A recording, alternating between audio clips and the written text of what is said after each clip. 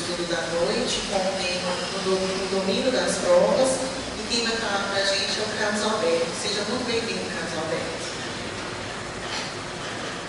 Boa noite para todos. Que Jesus, nosso Mestre e Senhor, nos envolva, que possamos nessa noite marcar um ponto luz na trajetória evolutiva que estamos empreendendo. Agradecemos a coordenação pela confiança, pelo convite. É sempre emocionante e prazeroso estar na casa que eu tenho como a minha casa máter, aonde eu dei os meus primeiros passos nessa encarnação no Espiritismo. Então voltar aqui sempre é reviver, viver emoções. O tema de hoje, eu fiquei refletindo sobre a importância dele.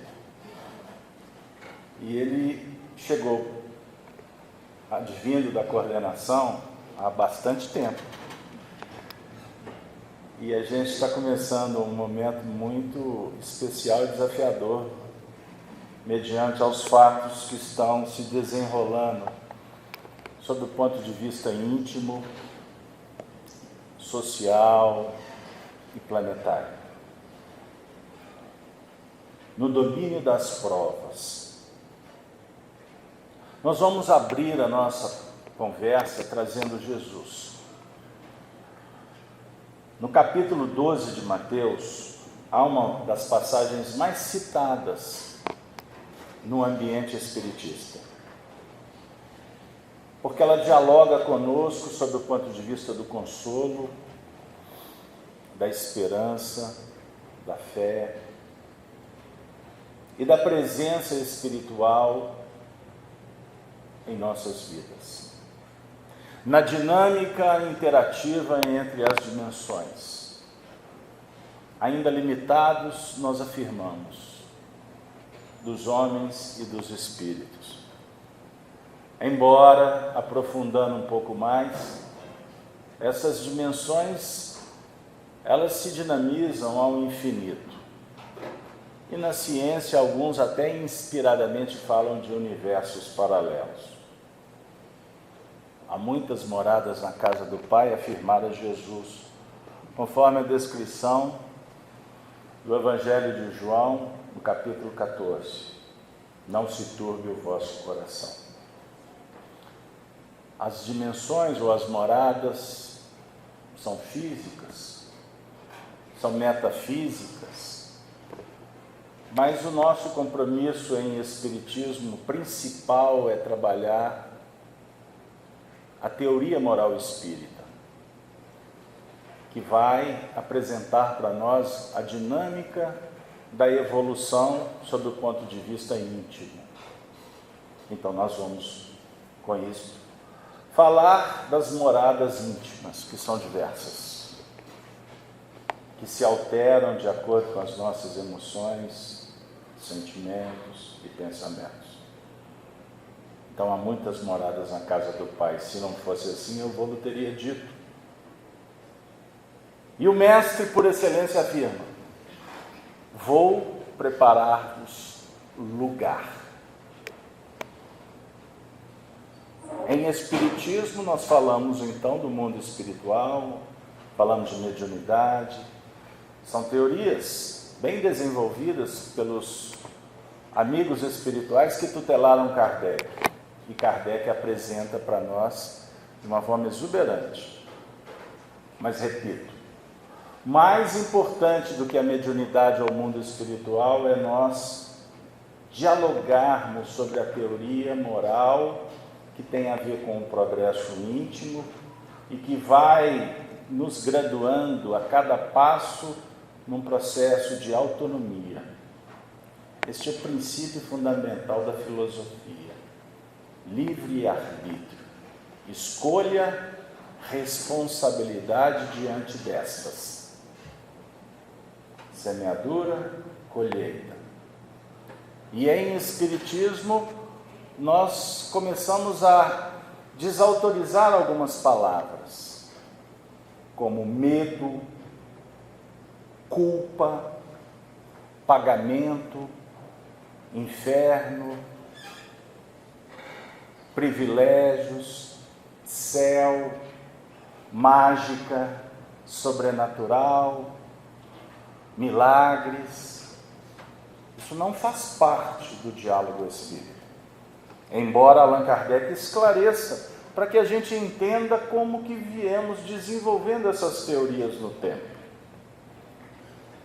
Mas o princípio fundamental da teoria espírita é da liberdade, da igualdade que nos irmana no sentido de oportunidades que são concedidas à medida em que nós ampliamos a nossa consciência. Olha que interessante. Até então a gente ficava pensando que existe ou que existiam regras que a gente tem que ser submissos.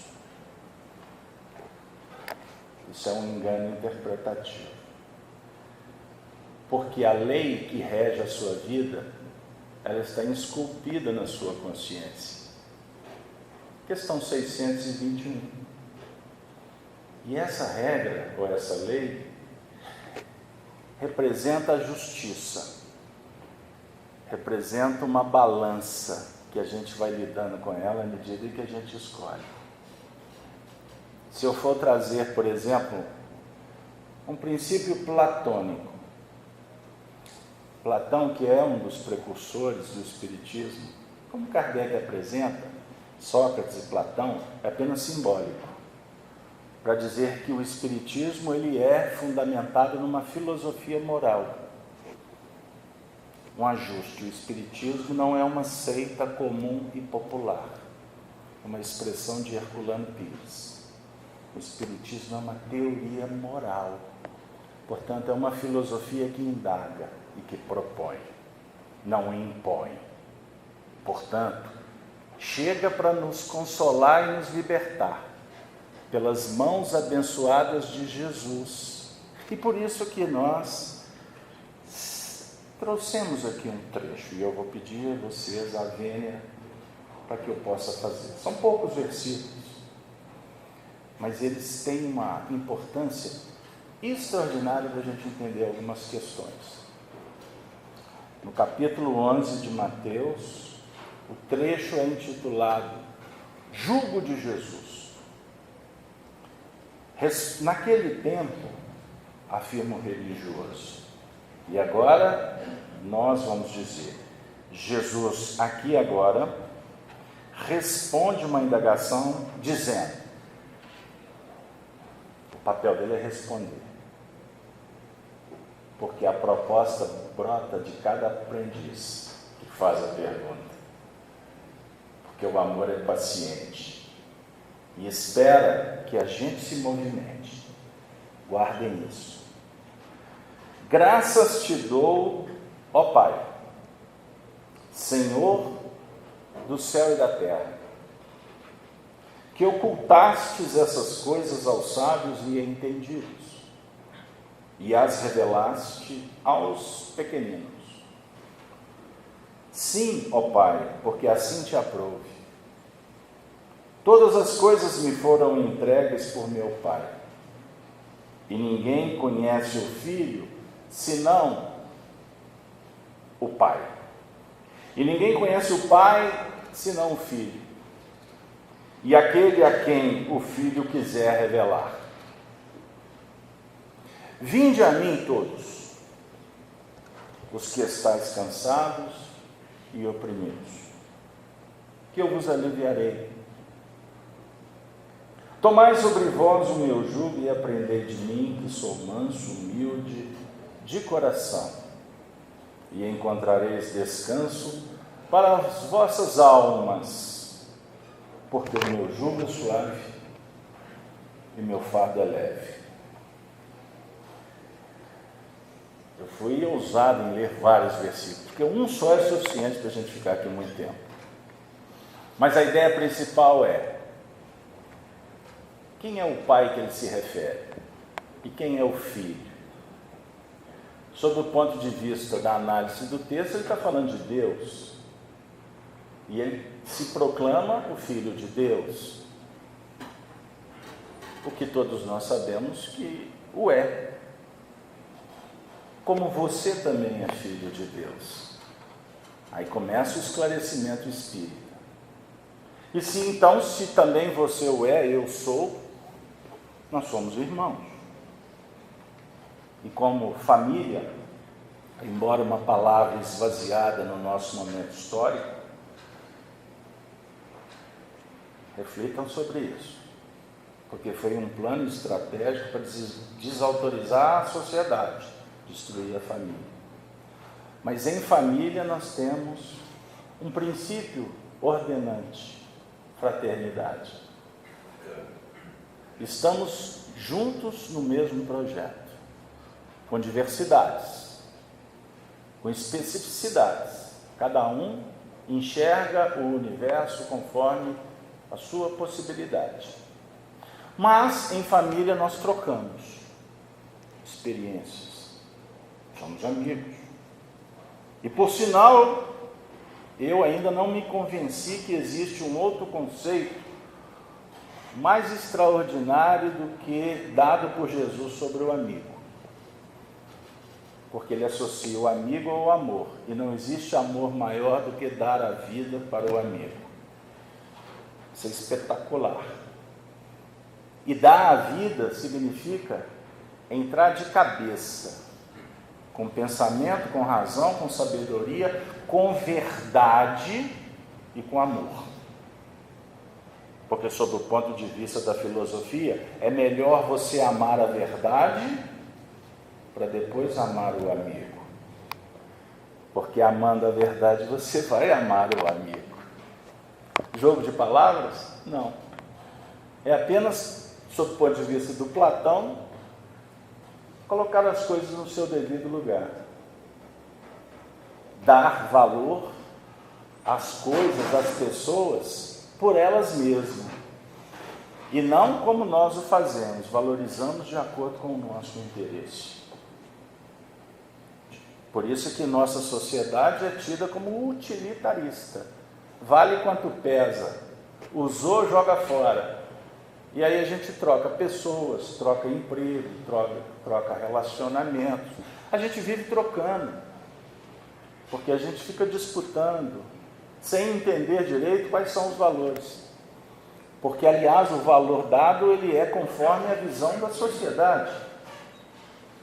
E não como uma observação do valor intrínseco, como ele o é.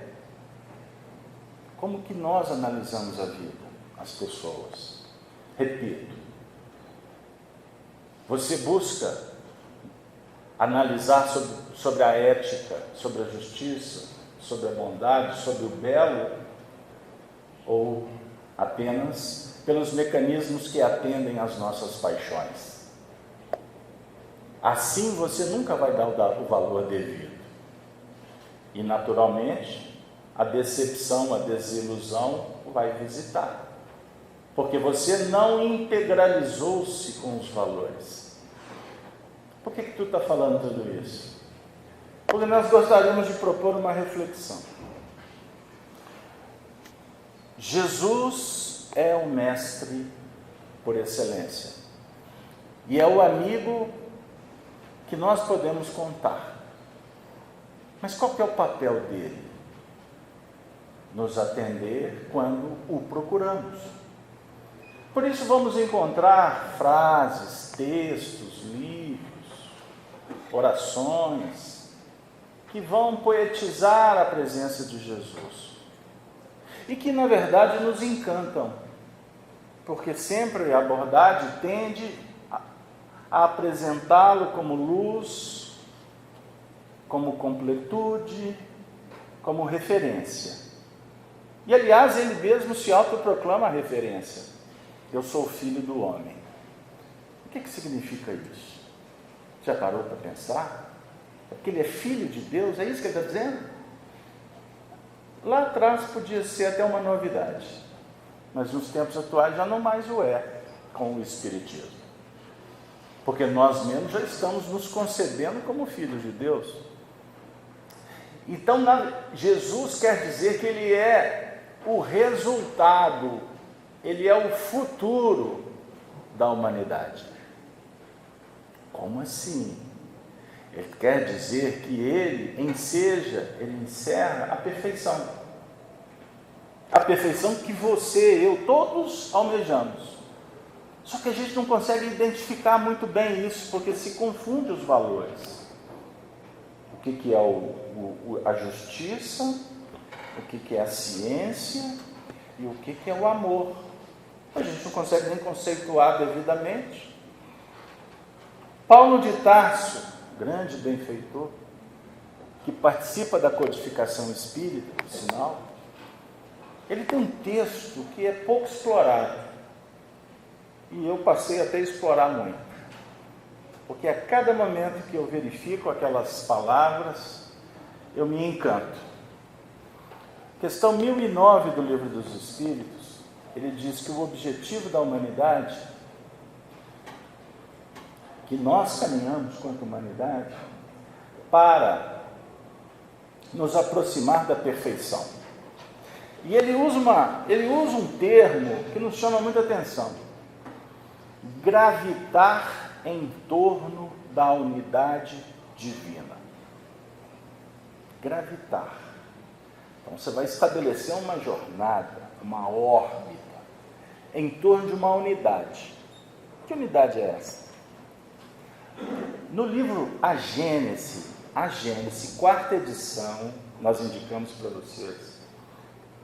Quarta edição, não é a quinta que circulariza por aí. Quarta edição. Uma novidade no movimento espírita. Essa quarta edição, ela existe como Kardec apresentou. A quinta, ela foi modificada. Na quarta edição, Kardec fala que a unidade divina é a perfeição. E mais à frente, ele vai falar que a perfeição se apoia em 3 princípios. E o Paulo, nessa mensagem, também faz referência a esses princípios, que são platônicos. Justiça, ciência e amor. Aí você fala assim, mas por que ele está falando isso?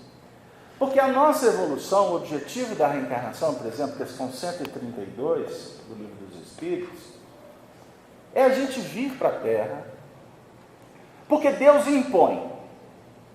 Deus impõe a reencarnação com o fim de vos fazer progredir. Para uns é expiação, para outros é missão.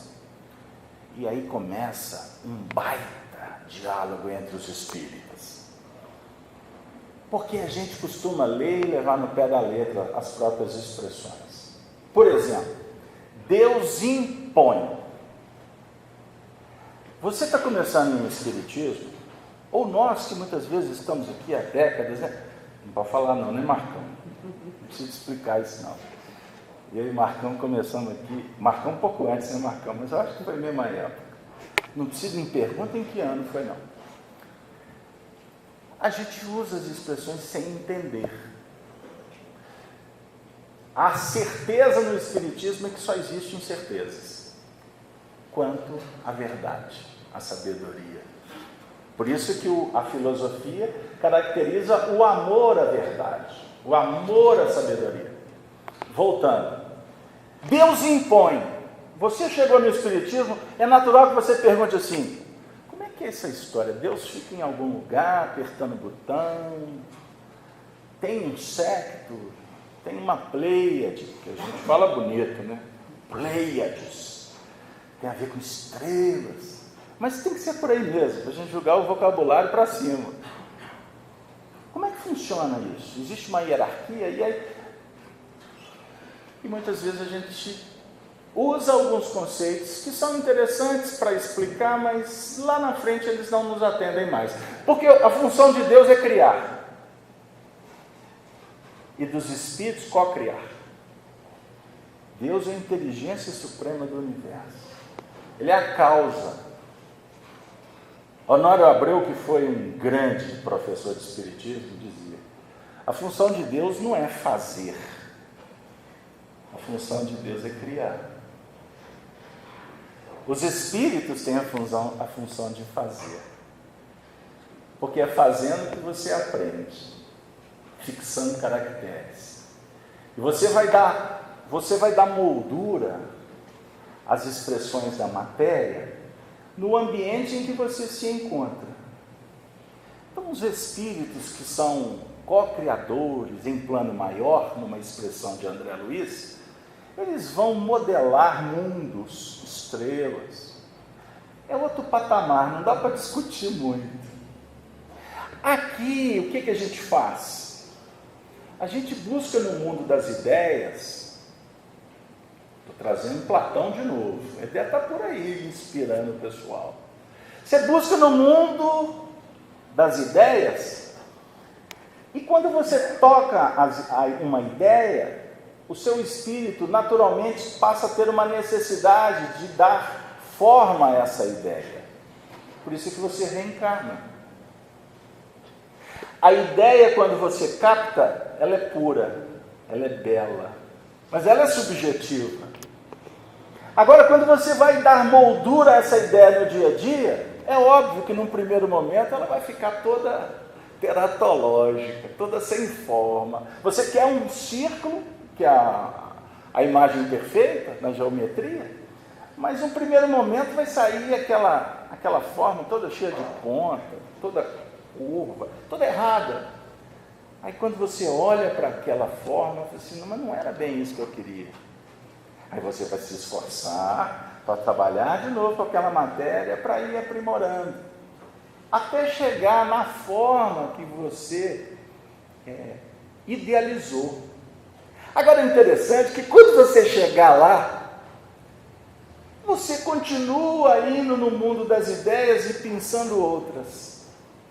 Aí você vai então lidar com aquelas que você já dá uma forma legal, ou seja, você já adquiriu autoridade, e outras que você ainda não domina, a definir que nós somos imperfeitos por isso. E o correto não é nem dizer que somos imperfeitos. Para ser legítimo ou fiel aos termos, nós somos espíritos que estamos lidando com as imperfeições que foram adquiridas e com as virtudes conquistadas. Porque quando o espírito começa a sua trajetória espiritual, ele não tem compromisso com a moral. A expressão de Kardec, ele vive uma fase amoral. Ele não sabe o que é o certo e o que é o errado. Então, quando você olha lá para os mundos primitivos, eu costumo dizer isso, que a gente fala assim, nossa, como o homem era bárbaro. Isso é um erro histórico, você afirmar isso. Porque o homem da caverna, ele vive sob os impulsos da conservação. Requinte de crueldade é o homem da sociedade. Captado? Então, quando a gente olha lá para o século 2, 3, que a gente pensa assim, meu Deus, mas como é que o mundo... Ok. É correto você pensar isso, porque a humanidade já evoluiu. Mas nós temos que lembrar que nós somos os viajores do tempo. E que nos fenômenos dos momentos históricos, nós participamos de muitos destes. E quando nós estamos nessa lida reencarnatória, é natural, inclusive, que a gente tenha muitos receios, muitos medos, muitas dúvidas, porque a gente não enxerga à frente, por falta de elemento. Quer um exemplo? Vamos começar a imaginar como é que vai ser o mundo daqui a 300 anos? Como é que vai ser a tecnologia? Acabou a conversa, porque a gente vai falar um monte de besteira. Como, por exemplo, nós temos falado muitas abobrinhas nesse movimento agora sobre um vírus, aonde se afirma muitas coisas, mas pressupondo, sem compreender exatamente o fenômeno. Nós estamos lidando em sociedade, os especialistas, Eles estão lidando com o empirismo. O que significa isso? De acordo com o que eles estão observando, eles estão elaborando teorias, mas que podem ser teorias que amanhã vão cair por terra. Ontem eu assisti um programa com infectologistas, com pneumologistas e etc. Eu achei muito interessante quando um levantou o dedo e afirmou: a única certeza que nós temos é que nós estamos aprendendo com um fato novo e temos que ser humildes. Eu achei isso espetacular. Porque a experiência na China, a experiência na Itália, elas podem ser semelhantes, mas elas têm a ver com costume, têm a ver com clima, têm a ver com uma série de procedimentos. Então não dá para se afirmar muitas coisas agora, a não ser, como a nossa querida companheira afirmou no início, que a gente tem que tomar cuidado. Prevenção para evitar um mal maior. Agora imaginem, por exemplo, um fenômeno como esse, que ocorreu há 100 anos atrás. Vocês já ouviram falar do H1N1? Todos nós conhecemos o influenza, não é isso? Gripe espanhola. Sabe quantas pessoas que morreram no final do século XIX e início do século XX? Em torno de 50 milhões de pessoas no mundo inteiro. E morreu gente de todo tipo, inclusive apóstolos, espíritos de alta envergadura. Quer um exemplo? Eurípides Barçanufo. Ele desencarnou com o vírus. Quer dizer, ele deu a vida, inclusive, para curar, ajudar N pessoas lá em Sacramento, mas acabou desencarnando com o vírus. Por quê? Porque a humanidade, naquele período, estava vivendo uma grande prova. Então, com isso, eu estava falando de ideias, formas teratológicas, formas ajustadas. Eu quero aqui propor um diálogo à luz do Evangelho que consola, para que a gente reflita no seguinte sentido: que a lei divina está esculpida dentro de nós. Quem que escreveu essa lei? Foi você. Quando você foi criado, você tinha o germe da perfeição. Numa expressão belíssima dos espíritos para Allan Kardec, como uma flor que tem um perfume que ainda não exalou. O papel do espírito é de trazer para fora o potencial divino. E como é que ele vai fazer isso? Ele precisa de 3 elementos. Ele vai, para colocar para fora a essência, a luz divina, ele tem que caminhar em busca da sabedoria. Ele tem que desenvolver o intelecto. E, naturalmente, ele vai desenvolvendo também o senso moral. O senso moral tem a ver com justiça, conhecimento das leis e amor. Assim, o espírito sai de uma fase primitiva, que é amoral, para entrar numa fase moral.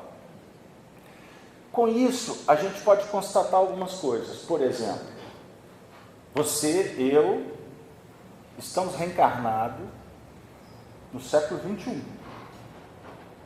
1920. Opa, cometi o mesmo ato falho aqui no Chega. Eu falei 1920.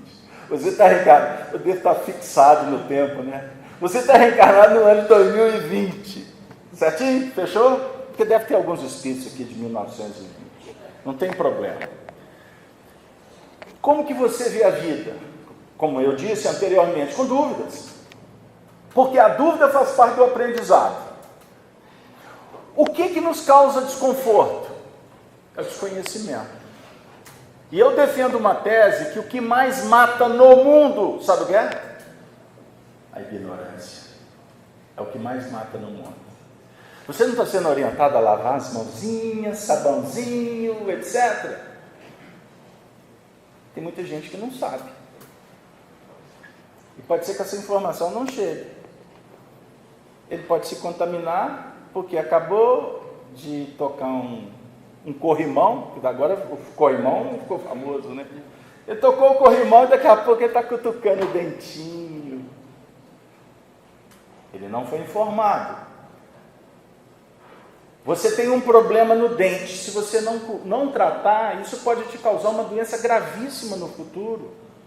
Não é verdade? Você sabe o que eu descobri, Giovanni? Que eu escovava dente errado. Jesus, eu quase desencarnando a vida toda escovando dente errado. Eu fiquei com uma vergonha de minha dentista quando ela me falou. Ela falou assim, por que você está vermelho? Eu falei assim, porque eu não sabia escovar dente. Pois é. Então, quando você não sabe, o que você faz é lei. Paulo de Tarso, carta aos Romanos. Quando você começa a descobrir, aí o Paulo usa uma expressão, o pecado habita. E o pecado não é aquelas coisas que você pensa que é pecado. O pecado, na verdade, traduz o quê? A descoberta de que aquela forma não é a melhor. Você fica, não, eu preciso fazer diferente. E a descoberta do equívoco, ou de uma escolha que você não foi muito feliz, ela é fundamental no processo evolutivo. Emmanuel tem um texto no livro Paz e Renovação, para quem gosta de anotar. Não deu para anotar, o vídeo amanhã está no canal Gênesis, vocês podem fazer a coleta dos dados. Experiência é a lição. Título. Quando o Emmanuel afirma que não significa que você tem que errar para você aprender, mas a providência divina disponibiliza o erro para que nós possamos saborear das consequências, como saboreamos quando fazemos uma boa escolha. Sabe aquela coisa que, puxa vida, deu certo, e deu tanto certo que eu quero repetir? É assim que nós vamos evoluindo. Na Idade Média, quando você cometia um erro, vinha uma ideia punitiva de uma religião chamada heteronomia. Isso é um termo criado pelo filósofo Immanuel Kant, uma das mentes mais brilhantes da história da filosofia mundial. O Emmanuel que é Emmanuel também. E aliás, o nosso Emmanuel, as expressões dele são kantianas, prestem atenção. O Immanuel Kant fala para a gente de uma forma exuberante, apoiado até em Jean-Jacques Rousseau, um grande iluminista, que nós vamos descobrindo a liberdade e tomando gosto por ela. Porque nós viemos de um mundo de imposições, aonde a ideia da culpa, do pecado, foi introduzido pelos religiosos para criar um movimento de submissão às propostas religiosas, e assim ficava mais fácil conduzir o rebanho, que era o povo. Então nós vivemos de um mundo antigo que era caracterizado por opressão. E quando surge o iluminismo, que na verdade é um resgate da proposta de Jesus, vou deixar aqui com um parágrafo aberto, porque Jesus não veio trazer uma religião no seu sentido humano, de hierarquia, de poder, de política, não. Se vocês abrirem o Evangelho segundo o Espiritismo, logo no primeiro capítulo existe uma explicação lá, singela, mas muito legal. Os homens deturparam a mensagem de Jesus e corromperam-a. Ou seja, além de termos errado na análise, nós ajustamos essa mensagem para criar poder humano, domínio. Por isso é que um percentual altíssimo na humanidade afirma, com até certa autoridade, que a proposta de Jesus é uma religião envelhecida. Mas isso é uma análise bastante superficial, porque estão analisando religiões. Porque a proposta do Cristo não tem nada a ver com isso. A proposta do Cristo é de liberdade, repito. A proposta do Cristo é a lei do amor. Um novo mandamento vos dou. Ele não falou um novo mandamento vos dou, me siga, que se não seguir vocês estão perdidos. Ele não falou nada disso. Ele disse assim, um novo mandamento vos dou, que vos ameis uns aos outros, como eu vos tenho amado. Quando ele fala sobre seguir, ele está falando seguir ele, persona? Não. Quer um exemplo? Capítulo 8 de João, no verso 12. Eu sou a luz do mundo.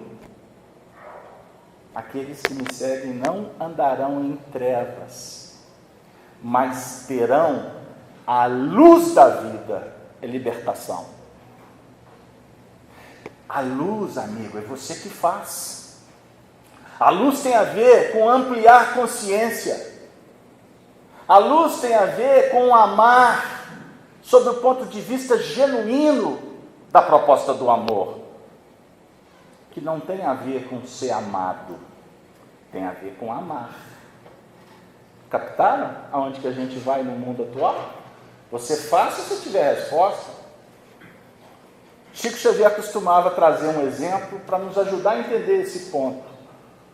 Quando ele dizia que, obviamente inspirado pelos Espíritos, que o amor mais verdadeiro que existe na Terra é o amor de mãe, porque ela nos eleva para começar a conceber o que vem a ser o amor de Deus. A mãe ama para o filho retribuir. O amor de mãe não é capaz de sublimar, de perdoar. O indivíduo pode ser o maior delinquente do mundo, que a mãe sempre vai olhar para ele como um anjinho. Agora eu estou falando das mães. Hashtag combinado. Eu estou falando da mãe, do amor essencial da mãe. Eu não estou falando das imperfeições que manifesta-se da personalidade humana. Certinho? E é óbvio que não existe medição de amor. Mas cada um de nós tem, com clareza, na própria intimidade, o que é um pouco dessa tentativa minha de falar do que é amor. Porque poeticamente amar é colocar para fora o que você tem de melhor. A gente usa no movimento espírita muito a expressão espiar. Você sabe o que significa? Qual que é a ideia, a etimologia da palavra espiar? É de tirar para fora. Tirar para fora o quê? A luz. Porque nós trazemos para dentro a treva. Trazemos para dentro é simbólico. A imperfeição, o egoísmo e o orgulho, eu, quando crianças espirituais, naquela fase de nulidade moral, o espírito não sabe nem o que ele está fazendo na terra. Ele é puro. A essência dele é pura. A sua essência é pura. O que está corrompido, ou que está, vamos dizer assim, deformado, o que está imperfeito é a sua personalidade, que é a que nós alimentamos aqui. É esse poder polarizador do ego, da vaidade, do orgulho, da ambição. Você vai viciando a si mesmo. Você implementa os caracteres que naturalmente, à medida em que você vai descobrindo a vida, você vai se sentindo desconfortado com essa imperfeição. Qual que é o tema, Marcão, que você me convidou para falar, você? Domínio das provas, esse é o tema? Será que eu estou falando do tema? Eu quero que vocês pensem. Porque nós não podemos dar o peixe pescado. Nós estamos aqui numa reunião espírita para aprender a pensar bem. Não é presunção nós queremos ensinar. Porque, na verdade, eu estou sentado na mesma cadeira de vocês. não tem arrogância. Mas uma reunião espírita, o que nós propomos é que você saia daqui com dúvidas, muitas dúvidas. Porque essas dúvidas podem se tornar a chave para você encontrar a porta que tu tem que abrir. Observem bem, nós estamos num momento espetacular da evolução planetária. Sabe por quê? Porque é o seu momento, é o nosso momento. Ele é um momento muito melhor do que a época da gripe espanhola, que pode caracterizar até a nossa estada lá naquele período. Mas eu estou querendo dizer o seguinte: aqui e agora é a hora. É a hora da gente descortinar, tirar o véu dos mistérios e começar a dialogar com o Evangelho como ele se propõe, e não como nós queremos ajustar para criar emoções, para criar um ambiente lúdico, que faz parte, a gente entende. Mas nós estamos aqui para ter a coragem de olhar para essa realidade atual, que não está circunscrita a apenas um vírus que está bagunçando o coreto da sociedade. O que é esse vírus? É uma pandemia, ok. Mas qual é o significado do tempo que a gente vive? Vamos transcender a visão, porque a mazela moral, ela é muito mais grave do que o vírus, que pode levar a desencarnações milhões. Sob o ponto de vista espírita, desencarnou? Ok. Bora lá, hashtag volta depois. Agora, qual que é o problema que assola a sua família? Qual que é o drama que tu vive com seus conflitos? Pergunto, qual a família nos tempos atuais não está passando por problemas seríssimos? Pacientes psiquiátricos, até então tido como pessoas normais, de repente surta. E o agravamento do suicídio? E essas polarizações infantis, agressivas, exclusivas, que vão caracterizando um mundo só de divisão, só de divisão. Basta vocês avaliarem as brigas sociais. Cada hora surge uma facção que quer defender o seu lado, apoiado em teorias sociais muito interessantes, do preconceito e etc, etc. Mas, na verdade, o tempo todo nós estamos fomentando o divisionismo. Enquanto a proposta do Cristo, para apenas didaticamente propor a reflexão, a proposta do Cristo ela é de unificação e não de divisão. O amor não biparte. O amor não polariza. O amor não dá mais poder para um, para outro. Não. O amor é inclusivo. O amor é nobre. O amor é justo. O amor é eterno. Ele não tem tempo, nem hora, nem lugar. O amor não é personalista. Ele não fala de si mesmo. Ele fala de todos. O amor é a única força capaz de sublimar a inteligência para que o reino de Deus se estabeleça nos domínios do coração. Recitei Emmanuel, para quem conhece o texto.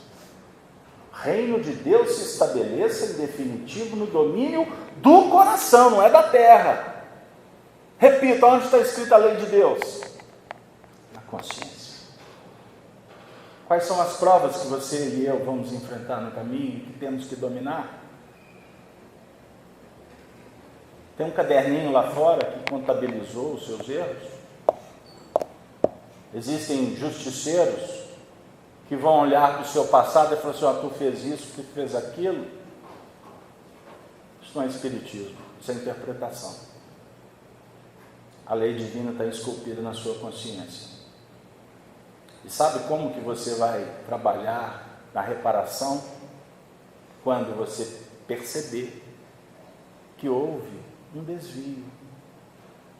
Mas isso não é motivo para você sangrar, se autoflagelar, para você ter culpa. Não. Sabe como que brota tudo isso? De uma forma natural. E sabe como que tu vai resolver? Trabalhando com os recursos, com a sua experiência. Na hora que tu é pego lá na esquina de surpresa, você não tem que tirar um coelho da cartola e resolver? É esse o pulo do gato. É esse o grande momento em que a gente busca os recursos na intimidade para resolver os nossos dramas. Amigo, queridos irmãos, eu repito, esse momento é mágico. A Joelma leu um texto que nós circularizamos ele hoje cedo. Uma mensagem de André Luiz que fala sobre a nossa conduta diante dos grandes desafios que nós vivemos, seja ao nível íntimo ou social. O grande movimento que temos que empreender é da pacificação. Não tema, porque nada no mundo pode destruir a sua realidade, o seu ser. Não crie confusão na cabeça das pessoas. Se você está em conflito, resolva-os pelo trabalho. Evangelho ou terapia ocupacional. Mas para o semelhante, ofereça as flores, mesmo que ele espalhe espinhos no seu caminho. Não façamos, mais uma vez da nossa história, uma viagem espetacular da fuga, do engano, do engodo.